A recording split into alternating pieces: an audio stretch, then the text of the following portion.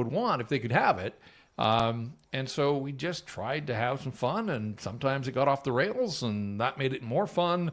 And so, yeah, I mean, when he passed, I mean, just an absolute gut punch to so many, his wife and his kids and the industry. And yeah, I mean, I lost a friend, obviously. And so when Chris Brumwell at the Canucks came to me and said, hey, we're thinking of maybe honoring Botch's legacy with this idea of, bringing in somebody for a night to, sit in the press box and get a sense of what it's like to cover the Canucks.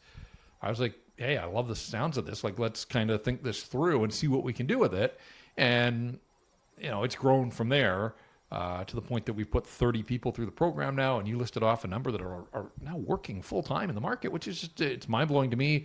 But so many of them are doing what they're doing because of Botch. And so what a way to honor him and keep his legacy alive. And, I've become pretty close friends with his wife, Catherine, who moved back to the Toronto area to be closer to family, obviously with 3 young children.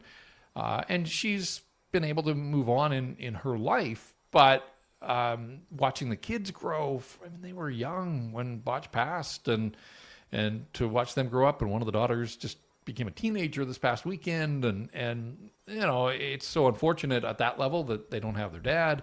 But Kat's doing an incredible job raising those kids, and I hope that things like the Botchford Project, in time, will allow them to understand sort of the impact that their father had on this marketplace and in this industry. Absolutely.